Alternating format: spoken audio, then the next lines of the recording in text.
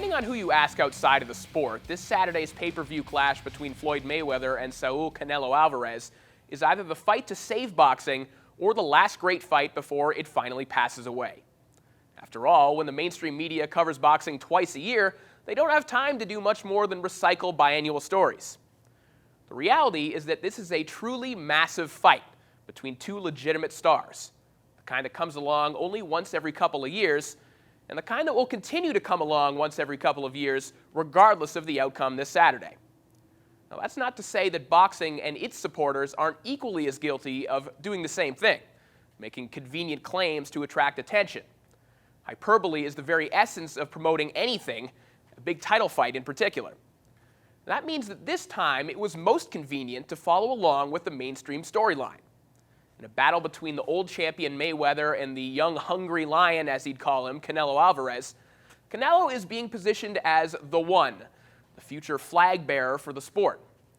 The hopes for Canelo are so high that people are already talking about a trilogy between these two. Now, inside the ring, it's unfortunately not as easy as Oscar De La Hoya handing him the flag.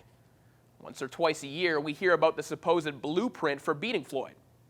If you were to sew all of that conjecture together, you'd come to the conclusion that a southpaw pressure fighter with an active jab would just walk all over Floyd and end his reign.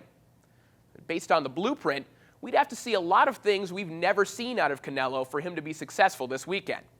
He'd have to be more active than ever, not take full minutes off, and use his jab a little more offensively and less as a resting tool or a means of keeping his opponent at bay.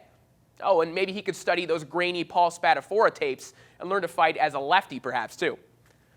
Nonetheless, the odds makers don't have the betting lines as narrow as we've ever seen in a Floyd fight because they think Canelo is as skilled as Mayweather. The bookies, oftentimes when nobody else in the sport will, deal in reality because unlike most professions inside the sweet science, in theirs, lying or getting something flat out wrong actually costs them money. The odds are where they are because Canelo has exactly enough to possibly beat Floyd. He's young, he's strong, and he's fresh. Some of the greatest fighters of all time have been beaten by younger, cruder fighters. Ray Robinson had Carmen Basilio and Gene Fulmer. Henry Armstrong had Fritzy Zivit. Great fighters in their own right, but not necessarily ones who passed the eye test that said that they were capable of doing what they wound up doing. Ultimately, they call the boxing ring the chamber of truth for a reason. Saturday night is one of those special times when everyone, believers and doubters, will tune in to find out what the truth really is.